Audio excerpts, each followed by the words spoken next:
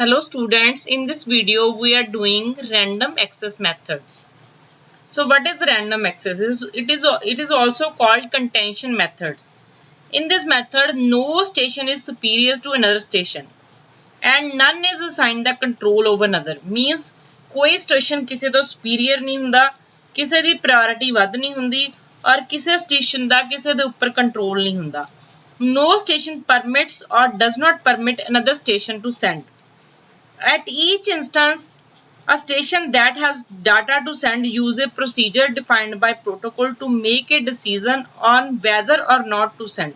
ਜਿਹੜੇ ਵੀ ਸਟੇਸ਼ਨ ਨੇ ਡਾਟਾ ਭੇਜਣਾ ਹੁੰਦਾ ਹੈ ਉਹ ਆਪਣਾ ਇੱਕ ਪ੍ਰੋਸੀਜਰ ਬਣਾਉਂਦਾ ਹੈ ਡਿਸੀਜਨ ਲੈਣ ਲਈ ਕਿ ਉਹਨੇ ਵੈਦਰ ਸੈਂਡ ਕਰਨਾ ਹੈ ਜਾਂ ਨਹੀਂ ਕਰਨਾ ਔਰ ਇਹ ਸਟੇਸ਼ਨ ਇਹ ਜਿਹੜਾ ਡਿਸੀਜਨ ਹੈ ਕਿਸ ਚੀਜ਼ ਤੇ ਡਿਪੈਂਡ ਕਰਦਾ ਹੈ ਸਟੇਟ ਆਫ ਮੀਡੀਅਮ ਤੇ ਕਿ ਮੀਡੀਅਮ ਆਈਡੀਅਲ ਹੈ ਕਿ ਬਿਜ਼ੀ ਹੈ अगर मीडियम फ्री होगा आइडियल होगा तो डाटा सेंड कर दूंगा अगर बिजी होगा वो नहीं सेंड करूंगा टू मेन फीचर्स जेडे रैंडम एक्सेस मेथड विच किहड़े ने कि first there is no schedule time for station to transmit कोई इहदे च फिक्स टाइम नहीं होगा कि कदों किहड़े स्टेशन ने ट्रांसमिट करना है ट्रांसमिट जेहड़ी ट्रांसमिशन की है रैंडम होगी अमंग द स्टेशंस सैकेंड की है no rule specify which station should next send next और ਇਹਦੇ ਲਈ ਕੋਈ ਰੂਲਸ ਨਹੀਂ ਬਣੇ ਹੋਏ ਕਿ ਕਿਹੜੇ ਸਟੇਸ਼ਨ ਨੇ ਕਦੋਂ ਕਿਹੜੇ ਸਟੇਸ਼ਨ ਦੀ ਟਰਨ ਆਊਗੀ ਕਿਹੜੇ ਸਟੇਸ਼ਨ ਨੇ ਅਗਲਾ ਸੈਂਡ ਕਰਨਾ station compete with one another to access ਦਾ ਮੀਡੀਅਮ ਸਟੇਸ਼ਨ ਇੱਕ ਦੂਜੇ ਨਾਲ ਕੰਪੀਟੀਸ਼ਨ ਕਰਨਗੇ ਮੀਡੀਅਮ ਨੂੰ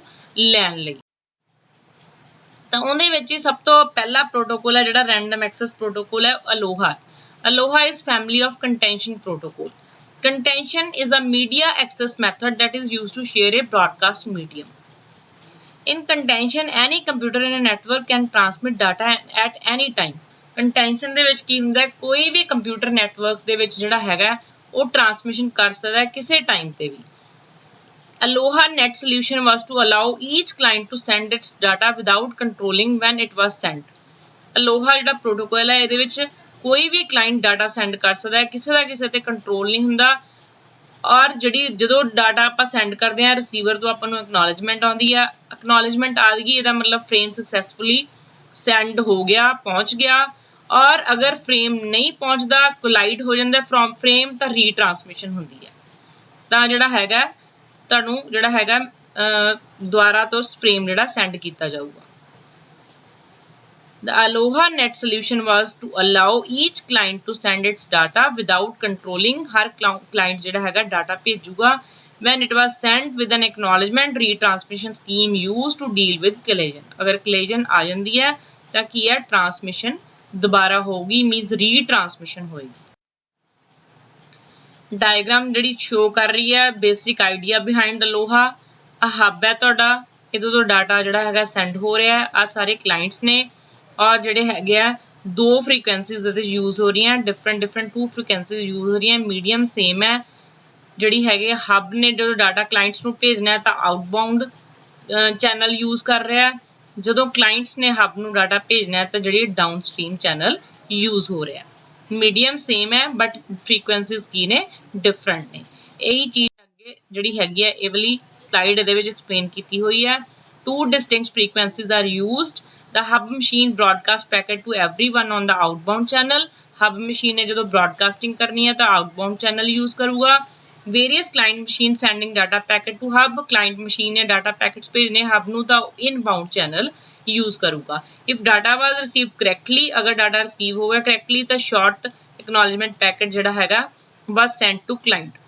तो client ਨੂੰ ਜਿਹੜਾ ਹੈਗਾ acknowledgement packet ਭੇਜਿਆ ਜਾਊਗਾ. If acknowledgement was not received, अगर acknowledgement नहीं आई नहीं रिसीव कर पाए ਜਿਹੜੀ ਕਲਾਇੰਟ ਮਸ਼ੀਨ ਹੈ after a short period time it would automatically retransmit the data packet ਤਾਂ ਡਾਟਾ ਪੈਕੇਟ ਜਿਹੜੇ ਹੈਗੇ ਰੀਟ੍ਰਾਂਸਮਿਟ ਹੋਣਗੇ ਕੁਝ ਟਾਈਮ ਵੇਟ ਕਰਨ ਤੋਂ ਬਾਅਦ ਕੁਝ ਰੈਂਡਮ ਟਾਈਮ ਵੇਟ ਕਰਨ ਤੋਂ ਬਾਅਦ the acknowledgement mechanism was used to detect acknowledgement mechanism ਕਾਹਦੇ ਲਈ ਯੂਜ਼ ਕਰਦੇ ਆ ਚੈੱਕ ਕਰਨ ਲਈ ਕਿ ਕਲੇਜਨ ਆ ਰਹੀ ਹੈ ਕਿ ਨਹੀਂ ਆ ਰਹੀ ਜੇ ਕਲੇਜਨ ਆ ਰਹੀ ਹੈ ਤਾਂ ਆਪਾਂ ਉਹਨੂੰ ਕਰੈਕਟ ਵੀ ਕਰ ਸਕੀਏ ਕਿਵੇਂ ਕਰੈਕਟ ਕਰਾਂਗੇ ਆਪਾਂ ਕੀ ਹੈ ਫਰੇਮਸ ਨੂੰ ਦੁਬਾਰਾ ਤੋਂ ਰੀਟ੍ਰਾਂਸਮਿਟ ਕਰਾਂਗੇ this diagram shows broadcasting hub ਤੋਂ ਡਾਟਾ ਜਿਹੜਾ ਹੈ ਕਲਾਇੰਟਸ ਵੱਲ ਜਾ ਰਿਹਾ ਔਰ ਆਊਟਬਾਉਂਡ ਚੈਨਲ ਜਿਹੜਾ ਹੈਗਾ ਯੂਜ਼ ਕਰ ਰਿਹਾ ਉਸ ਤੋਂ ਬਾਅਦ ਜਿਹੜੇ ਕਲਾਇੰਟਸ ਹੈ ਉਹ ਹੱਬ ਨੂੰ ਡਾਟਾ ਪੈਕੇਟਸ ਭੇਜ ਰਹੇ ਆ ਤਾਂ ਉਹ ਕੀ ਹੈ ਇਨਬਾਊਂਡ ਚੈਨਲ ਜਿਹੜਾ ਹੈਗਾ ਯੂਜ਼ ਕਰ ਰਿਹਾ। ਉਸ ਤੋਂ ਬਾਅਦ ਹੱਬ ਤੋਂ ਐਕਨੋਲੇਜਮੈਂਟ ਜਾ ਰਹੀ ਹੈ ਕਲਾਇੰਟਸ ਨੂੰ। ਉਸ ਤੋਂ ਬਾਅਦ ਮੇਨ ਜਿਹੜੀ ਚੀਜ਼ ਆ ਗਈ ਕਿ ਅਲੋਹਾ ਦੇ ਜਿਹੜੇ ਦੋ ਵਰਜ਼ਨਸ ਹੁੰਦੇ ਆ, pure ALOHA and slotted ALOHA. Pure ALOHA ਦੇ ਵਿੱਚ ਕੀ ਹੈ, whenever station has a data, ਜੋ ਸਟੇਸ਼ਨ ਕੋਲ ਡਾਟਾ ਹੈ ਇਹਨੇ ਟ੍ਰਾਂਸਮਿਟ ਕਰਨਾ ਹੈ। It transmit that is frames are transmitted at completely arbitrary times. Sender finds out whether transmission was successful. Sender ਨੇ ਚੈੱਕ ਕਰਨਾ ਹੈ ਕਿ ਟ੍ਰਾਂਸਮਿਸ਼ਨ ਸਕਸੈਸਫੁਲ ਹੋਗੀ ਕਿ ਨਹੀਂ ਹੋਗੀ। ਅਗਰ ਸਕਸੈਸਫੁਲ ਹੋਗੀ ਤਾਂ ਠੀਕ ਹੈ, ਅਗਰ ਕੋਲਾਈਜ਼ਨ ਹੋ ਜਾਂਦੀ ਹੈ ਤਾਂ ਫਿਰ ਕੀ ਹੈ ਡੈਸਟੀਨੇਸ਼ਨ ਫਰੇਮ ਜਿਹੜਾ ਹੈਗਾ ਡੈਸਟੀਨੇਸ਼ਨ ਸਟੇਸ਼ਨ ਹੈ ਉਹ ਦੱਸੂਗਾ ਐਕਨੋਲੇਜਮੈਂਟ ਰਾਹੀਂ ਦੱਸੂਗਾ ਕਿ ਤੁਹਾਡੇ ਉਹਦੇ ਕੋਲ ਡਾਟਾ ਨਹੀਂ ਪਹੁੰਚਿਆ। ਤਾਂ ਸੈਂਡਰ ਕੀ ਕਰੂਗਾ, ਰੀਟ੍ਰਾਂਸਮਿਟ ਕਰੂਗਾ ਸਮ ਰੈਂਡਮ ਟਾਈਮ ਵੇਟ ਕਰਨ ਤੋਂ ਬਾਅਦ। ਕੁਝ ਟਾਈਮ ਉਹ ਵੇਟ ਕਰੂਗਾ, ਕਾਹਦੀ ਵੇਟ ਕਰੂਗਾ, ਐਕਨੋਲੇਜਮੈਂਟ ਆਉਣ ਦੀ। ਐਕਨੋਲੇਜਮੈਂਟ ਨਹੀਂ ਆਈ ਕੁਝ ਟਾਈਮ ਬਾਅਦ ਤਾਂ ਉਹ ਕੀ ਹੈ ਫਰੇਮ ਨੂੰ ਰੀਟ੍ਰਾਂਸਮਿਟ ਕਰ ਦੂਗਾ। ਜਿਹੜੀ ਇਹ ਡਾਇਗਰਾਮ ਹੈ ਇਹਦੇ ਵਿੱਚ ਸ਼ੋ ਕੀਤਾ ਹੋਇਆ ਦੇਖੋ 4 ਸਟੇਸ਼ਨਸ ਨੇ। 4 ਸਟੇਸ਼ਨ ਜਿਹੜੇ ਹੈਗੇ ਫਰੇਮਸ ਭੇਜ ਰਹੇ ਨੇ। ਸਟੇਸ਼ਨ ਨੰਬਰ 1 ਭੇਜ ਰਿਹਾ ਫਰੇਮ 1.1, ਫਿਰ ਸਟੇਸ਼ਨ 2 ਨੇ ਭੇਜਿਆ ਫਰੇਮ 2.1। ਜਦੋਂ ਸਟੇਸ਼ਨ 2 ਨੇ ਫਰੇਮ 2.1 ਭੇਜਿਆ ਐਟ दैट टाइम ਜਿਹੜਾ ਹੈਗਾ ਸਟੇਸ਼ਨ 1 ਨੇ ਫਰੇਮ 1.2 ਭੇਜਣਾ ਸ਼ੁਰੂ ਕਰਤਾ, ਕਿਉਂਕਿ ਜਿਹੜਾ ਸਟੇਸ਼ਨ 2 ਹੈ ਇਹਦੀ ਸਟਾਰਟਿੰਗ ਜਿਹੜੀ ਸੀ ਇੱਥੋਂ ਇਹਦੀ ਸਟਾਰਟਿੰਗ ਹੋ ਰਹੀ ਸੀ, ਤਾਂ ਜਿਹੜਾ ਸਟੇਸ਼ਨ 1 ਹੈ ਉਹਦੇ ਫਰੇਮ ਦੀ ਸਟਾਰਟਿੰਗ 1.2 ਦੀ ਇੱਥੋਂ ਹੋ ਰਹੀ ਸੀ। ਤਾਂ ਇੱਥੇ ਇੰਨੀ ਜਗ੍ਹਾ ਖਾਲੀ ਪਈ ਸੀ ਤਾਂ ਇਹ ਮਤਲਬ ਭੇਜ ਚੁੱਕਿਆ ਸੀ ਫਰੇਮ। ਤਾਂ ਇੱਥੇ ਜਿਹੜਾ ਹੈਗਾ ਸਟੇਸ਼ਨ 1 ਉਹਨੂੰ ਲੱਗਿਆ ਸੀ ਕਿ ਫ੍ਰੀ ਹੈ ਜਿਹੜਾ ਚੈਨਲ, ਤਾਂ ਉਹਨੇ ਆਪਦਾ ਸਟੇਸ਼ਨ ਆਪਦਾ ਜਿਹੜਾ ਹੈਗਾ ਫਰੇਮ ਸੈਂਡ ਕਰਤਾ। ਤਾਂ ਹੋਇਆ ਕੀ ਹੈ ਦੋਨੋਂ ਫਰੇਮਸ ਕੋਲਾਈਡ ਹੋ ਗਏ ਕਿਉਂਕਿ ਉਹਦੀ ਜਗ੍ਹਾ ਤੇ ਉਹ ਫਰੇਮ ਜਿਹੜਾ ਹੈਗਾ ਸੈਂਟ ਹੋ ਗਿਆ।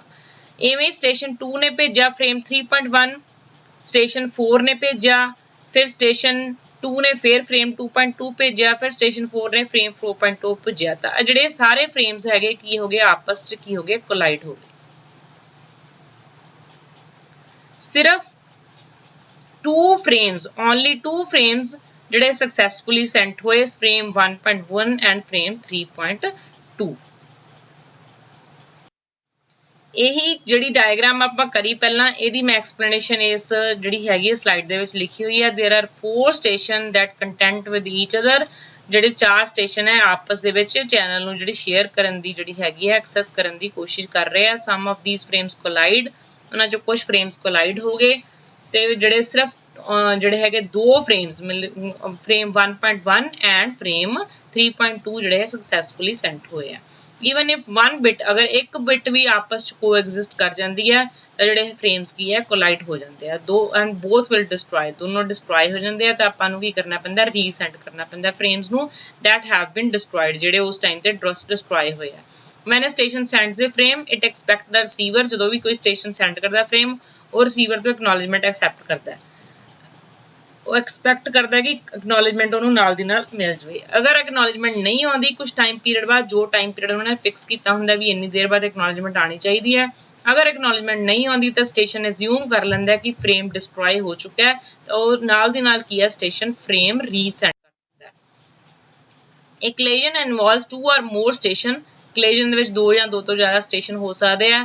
ਜਦੋਂ ਦੋ ਸਟੇਸ਼ਨ ਦੇ ਫਰੇਮ ਆਪਸ ਚ ਕੋਲਾਈਡ ਹੋ ਗਏ, ਦੋਨਾਂ ਨੇ ਰੀਸੈਂਡ ਕਰਨਾ ਹੈ ਤੇ ਉਹ ਹੋ ਸਕਦਾ ਕਿ ਦੋਨੋਂ ਰੀਸੈਂਡ ਸੇਮ ਟਾਈਮ ਤੇ ਕਰਨ ਲੱਗ ਜਾਣ, ਫਿਰ ਤਾਂ ਫਰੇਮ ਫਿਰ ਅਗੇਨ ਜਿਹੜੇ ਫਰੇਮਸ ਕੋਲਾਈਡ ਹੋ ਸਕਦੇ ਆ। ਤਾਂ ਇਵੇਂ ਅਗੇਨ ਕੋਲੀਜਨ ਜਿਹੜੀ ਹੈਗੀ ਆ ਹੋ ਸਕਦੀ ਹੈ। ਤਾਂ ਇਸ ਕਰਕੇ ਪਿਓਰ ਅਲੋਹਾ ਦੇ ਵਿੱਚ ਆਪਾਂ ਕੀ ਕਰਦੇ ਆ, ਹਰ ਜਿਹੜਾ ਸਟੇਸ਼ਨ ਹੈ ਜਦੋਂ ਉਹਨੇ ਫਰੇਮ ਰੀਸੈਂਡ ਕਰਨਾ ਹੈ ਉਹ ਨਾਲ ਦੀ ਨਾਲ ਫਰੇਮ ਰੀਸੈਂਡ ਨਹੀਂ ਕਰਦਾ। ਉਹਨੂੰ ਆਪਾਂ ਕਿਹਾ ਜਾਂਦਾ ਕਿ ਉਹਨੂੰ ਕੀ ਕਹਿੰਦਾ ਗਿਆ, when time out period passes each station wait a random amount of time, ਜਦੋਂ ਵੀ ਉਹਨੇ ਦੁਬਾਰਾ ਤੋਂ ਰੀਸੈਂਡ ਕਰਨਾ ਫਰੇਮ ਤਾਂ ਉਹ ਕੀ ਹੈ ਕੁਝ ਟਾਈਮ ਵੇਟ ਕਰਦਾ ਹੈ, ਵੇਟ ਆ ਰੈਂਡਮ ਅਮਾਊਂਟ ਆਫ ਟਾਈਮ। ਇਸ ਟਾਈਮ ਵੇਟ ਕਰਨ ਦਾ ਕੀ ਫਾਇਦਾ ਹੋ ਜਾਂਦਾ ਹੈ ਕਿ ਫਰੇਮਸ ਕੋਲਾਈਡ ਨਹੀਂ ਹੁੰਦੇ। ਤਾਂ ਆਪਾਂ ਕੀ ਕਵਾਂਗੇ ਕਿ each station wait a random amount of time before resending its frame, ਆਪਦੇ ਫਰੇਮ ਰੀਸੈਂਡ ਕਰਨ ਤੋਂ ਪਹਿਲਾਂ ਉਹ ਕੁਝ ਟਾਈਮ ਪੀਰੀਅਡ ਵੇਟ ਕਰਨਗੇ। ਤਾਂ ਵੇਟ ਕਰਨ ਤੋਂ ਬਾਅਦ ਉਹਨਾਂ ਨੇ ਫਰੇਮਸ ਭੇਜਣੇ ਆ।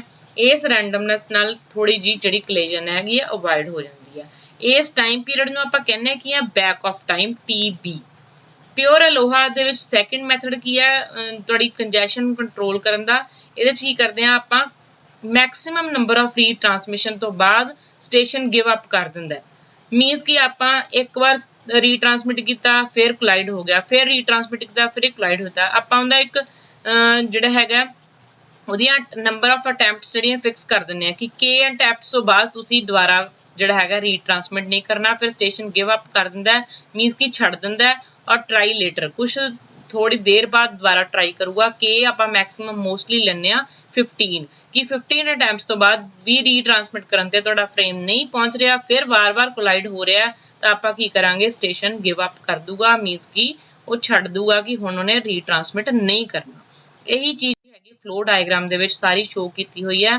ਪਹਿਲਾਂ ਆਪਾਂ ਸਟਾਰਟ ਕੀਤਾ station has a frame to send, ਪਹਿਲਾਂ k ਦੀ ਵੈਲਿਊ 0 ਹੈ, ਆਪਾਂ ਸੈਂਡ ਕੀਤਾ frame, wait time out time, ਫਿਰ ਆਪਾਂ ਐਕਨੋਲੇਜਮੈਂਟ ਰਿਸੀਵ, ਅਗਰ ਐਕਨੋਲੇਜਮੈਂਟ ਮਿਲ ਗਈ ਹੈ ਤਾਂ ਇਹਦਾ ਮਤਲਬ ਸਕਸੈਸਫੁਲੀ ਪਹੁੰਚ ਗਿਆ, ਨਹੀਂ ਐਕਨੋਲੇਜਮੈਂਟ ਮਿਲੀ ਤਾਂ k ਦੀ ਵੈਲਿਊ ਆਪਾਂ 1 ਇਨਕਰੀਜ਼ ਕਰ ਦਾਂਗੇ, ਮਤਲਬ ਕਿ ਆਪਾਂ ਸੈਕੰਡ ਅਟੈਂਪਟ ਰਹਿ ਰਹੇ ਹਾਂ। ਔਰ ਅਗਰ k ਦੀ ਵੈਲਿਊ ਮੈਕਸਿਮਮ ਹੋ ਜਾਂਦੀ ਹੈ, ਇਨਕਰੀਜ਼ ਹੋ ਜਾਂਦੀ ਹੈ k ਮੈਕਸਿਮਮ ਤੋਂ, k ਮੈਕਸਿਮਮ ਆਪਾਂ ਨਾਰਮਲੀ ਲੈਂਦੇ ਹਾਂ 15, ਅਗਰ k ਦੀ ਵੈਲਿਊ ਜਿਹੜੀ ਹੈਗੀ ਆ ਮੈਕਸਿਮਮ ਤੋਂ ਇਨਕਰੀਜ਼ ਹੋ ਜਾਂਦੀ ਹੈ ਤਾਂ ਆਪਾਂ ਉਹਨੂੰ ਅਬੋਰਟ ਕਰ ਦਾਂਗੇ, ਮਤਲਬ ਕਿ ਸਟੇਸ਼ਨ ਇਸ ਤੋਂ ਬਾਅਦ ਰੀਟ੍ਰਾਂਸਮਿਸ਼ਨ ਨਹੀਂ ਕਰੂਗਾ। ਔਰ ਜੇ ਅਗਰ k ਦੀ ਵੈਲਿਊ ਨਹੀਂ ਇਨਕਰੀਜ਼ ਹੁੰਦੀ ਮੈਕਸਿਮਮ ਤੋਂ, ਨੋ ਹੈ, ਤਾਂ ਫਿਰ ਕੀ ਹੈ ਫਰੇਮ ਦੁਬਾਰਾ ਆਪਾਂ ਰੀਸੈਂਡ ਕਰੀ ਜਾਵਾਂਗੇ। ਆਪਾਂ ਇੱਕ ਰੈਂਡਮ ਨੰਬਰ ਚੂਜ਼ ਕਰ ਲਾਂਗੇ 0 ਤੋਂ ਲੈ ਕੇ 2⁻k-1 ਔਰ tb ਟਾਈਮ ਪੀਰੀਅਡ ਆਪਾਂ ਉਹਨੂੰ ਵੇਟ ਕਰਾਂਗੇ ਔਰ ਉਸ ਤੋਂ ਬਾਅਦ ਫਰੇਮ ਦੁਬਾਰਾ ਜਿਹੜਾ ਹੈਗਾ ਰੀਸੈਂਟ ਹੋ ਜਾਊਗਾ। k ਕੀ ਹੈ ਨੰਬਰ ਆਫ ਅਟੈਂਪਟਸ, TP ਕੀ ਹੈ ਤੁਹਾਡੀ ਮੈਕਸਿਮਮ ਪ੍ਰੋਪੇਗੇਸ਼ਨ ਟਾਈਮ ਔਰ TFR ਕੀ ਹੈ ਐਵਰੇਜ ਟ੍ਰਾਂਸਮਿਸ਼ਨ ਟਾਈਮ ਜਿਹੜਾ ਲੱਗਦਾ ਫਰੇਮ ਨੂੰ ਔਰ TB ਕੀ ਹੈ ਬੈਕ ਆਫ ਟਾਈਮ। ਔਰ ਉਸ ਤੋਂ ਬਾਅਦ ਦੁਬਾਰਾ ਜਿਹੜਾ ਫਰੇਮ ਸੈਂਡ ਹੋਈ ਜਾਊਗਾ। ਜਦੋਂ ਸਕਸੈਸਫੁਲੀ ਐਕਨੋਲੇਜਮੈਂਟ ਮਿਲ ਜਾਂਦੀ ਹੈ ਉਦੋਂ ਸਕਸੈਸ ਆ ਜਾਂਦੀ ਹੈ, ਨਹੀਂ ਹੁੰਦਾ ਤਾਂ ਆਪਾਂ 15 ਅਟੈਂਪਟਸ ਲੈ ਸਕਦੇ ਹਾਂ ਰੀਟ੍ਰਾਂਸਮਿਟ ਕਰਨ ਲਈ। ਔਰ ਰੀਟ੍ਰਾਂਸਮਿਟ ਕਰਨ ਵੇਲੇ ਤੁਸੀਂ ਧਿਆਨ ਰੱਖਣਾ ਹੈ ਕਿ ਨਾਲ ਦੀ ਨਾਲ ਰੀਟ੍ਰਾਂਸਮਿਸ਼ਨ ਨਹੀਂ ਕਰਨੀ, ਕੁਛ ਟਾਈਮ ਪੀਰੀਅਡ ਜਿਹੜਾ ਹੈਗਾ ਵੇਟ ਕਰਨਾ ਹੈ ਔਰ ਵੇਟਿੰਗ ਟਾਈਮ ਜਿਹੜਾ ਹੈਗਾ ਉਸ ਨੂੰ ਬੋਲਦੇ ਆ TB।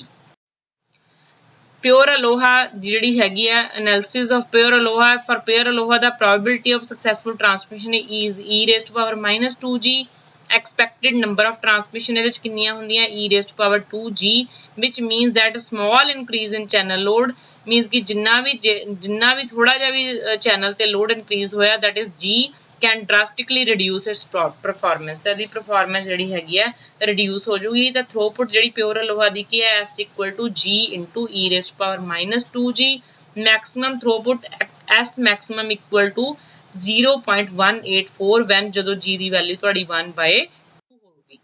ਉਸ ਤੋਂ ਬਾਅਦ ਅਗਲਾ ਜਿਹੜਾ ਤੁਹਾਡਾ ਮੈਥਡ ਆ ਗਿਆ ਸਲੋਟਡ ਅਲੋਹਾ। ਸਲੋਟਡ ਅਲੋਹਾ ਆਪਾਂ ਕਿਉਂ ਬਣਾਇਆ, ਸਲੋਟਡ ਅਲੋਹਾ ਕਿਉਂ ਇਨਵੈਂਟ ਹੋਇਆ ਕਿ ਜਿਹੜੇ ਪਿਓਰ ਅਲੋਹਾ ਦੇ ਵਿੱਚ ਜਿਹੜੀਆਂ ਪ੍ਰੋਬਲਮ ਸੀ ਉਹ ਇਹਦੇ 'ਚ ਜਿਹੜੀਆਂ ਉਹਨੂੰ ਆਪਾਂ ਸੋਲਵ ਕਰ ਸਕੀਏ, ਇੰਪਰੂਵ ਕਰਨ ਲਈ ਐਫੀਸ਼ੀਐਂਸੀ ਪਿਓਰ ਅਲੋਹਾ ਦੀ, ਕਿਉਂਕਿ ਉਹਦੇ ਵਿੱਚ ਚਾਂਸਿਸ ਆਫ ਕਲੇਜਨ ਬਹੁਤ ਜ਼ਿਆਦਾ ਸੀ। ਇਹਦੇ 'ਚ ਆਪਾਂ ਕਲੇਜਨ ਘੱਟ ਮਤਲਬ ਖਤਮ ਤਾਂ ਨਹੀਂ ਕਰ ਸਕਦੇ ਬਟ ਆਪਾਂ ਇਹਦੇ 'ਚ ਕਲੇਜਨ ਜਿਹੜੀਆਂ ਹੈਗੀਆਂ ਘਟਾ ਸਕਦੇ ਹਾਂ। ਇਨ slotted ALOHA there is still a possibility of collision ਦੀ ਪੋਸੀਬਿਲਿਟੀ ਤਾਂ ਹੈ, but if two station try to send at the beginning of same time slot ਤਾਂ ਆਪਾਂ ਕੀ ਹੈ ਇਹਦੇ ਵਿੱਚ ਕੀ ਹੈ ਜਿਹੜੇ ਹੈਗੇ ਆ ਕਲੇਜਨ ਦੀ ਜਿਹੜੀ ਹੈਗੀ ਆ ਥੋੜੀ ਜਿਹੀ ਚਾਂਸਿਸ ਘਟਾ ਸਕਦੇ ਆ। ਪਰ ਸਲੋਟਡ ਅਲੋਹਾ ਦੇ ਵਿੱਚ ਫਿਰ ਵੀ ਪੋਸੀਬਿਲਿਟੀ ਹੋ ਜਾਂਦੀ ਕਲੇਜਨ ਦੀ। ਕਦੋਂ ਪੋਸੀਬਿਲਿਟੀ ਹੋ ਜਾਂਦੀ, ਜਦੋਂ ਦੋ ਸਟੇਸ਼ਨ ਇੱਕੋ ਸੇਮ ਟਾਈਮ ਤੇ ਇੱਕੋ ਸਲੋਟ ਦੇ ਵਿੱਚ ਜਿਹੜੇ ਹੈਗੇ ਆ ਸੈਂਡ ਕਰਨ ਦੀ ਕੋਸ਼ਿਸ਼ ਕਰਦੇ ਆ। Slotted ALOHA still has an edge over pure ALOHA as chances of collision are reduced to 1/2। ਇਹਦੇ ਚ ਉਸ ਤੋਂ ਜਿਹੜੀਆਂ 1/2 ਜਿਹੜੀਆਂ ਕਲੇਜਨ ਜਿਹੜੀਆਂ ਹੈਗੀਆਂ ਰਿਡਿਊਸ ਹੋ ਜਾਂਦੀਆਂ। assumptions ਕਿਹੜੀਆਂ ਸਲੋਟਡ ਅਲੋਹਾ ਦੇ ਵਿੱਚ all frames consist of exactly L bits ਦੇ frame ਹੋਣੇ ਚਾਹੀਦੇ ਆ। time divide ਕੀਤਾ ਹੁੰਦਾ slots size L/R seconds। nodes ਜਿਹੜੇ ਹੈਗੇ ਆ ਜੋ ਟ੍ਰਾਂਸਮਿਸ਼ਨ ਕਰਨਾ ਸ਼ੁਰੂ ਕਰਦੇ frames ਦੀ ਹਮੇਸ਼ਾ beginning of slot ਤੇ ਕਰਨਗੇ। nodes are synchronized, nodes ਆਪਸ synchronized ਹੋਣਗੇ ਤਾਂ ਕਿ ਹਰੇਕ node ਨੂੰ ਪਤਾ ਚੱਲੇ ਕਿ slot ਕਿੱਥੋਂ begin ਹੋ ਰਿਹਾ ਹੈ। if two or more frames collide in a slot, ਇੱਕ ਤੋਂ ਜ਼ਿਆਦਾ frames collide ਹੋ ਜਾਂਦੇ slot ਦੇ ਵਿੱਚ ਤਾਂ all nodes detect the collision, ਸਾਰੇ nodes ਨੂੰ collision ਪਤਾ ਲੱਗਣੀ ਚਾਹੀਦੀ ਹੈ even if before the slot end, ਭਾਵੇਂ ਕਿ slot ਦੇ end ਹੋਣ ਤੋਂ ਪਹਿਲਾਂ ਹੀ collision detect ਹੋ ਜਾਏ।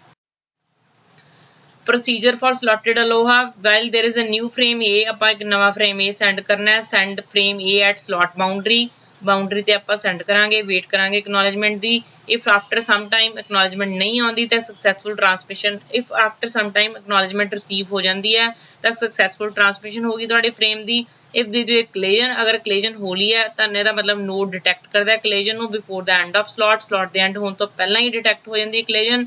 ਉਹ random amount of time wait ਕਰਦਾ ਹੈ। Go to 1, go to 1 means ਦੁਬਾਰਾ ਤੋਂ ਫਰੇਮ ਨੂੰ ਰੀਟਰਾਂਸਮਿਟ ਕਰਦਾ ਹੈ ਔਰ ਐਂਡ ਹੋ ਜਾਂਦਾ ਹੈ।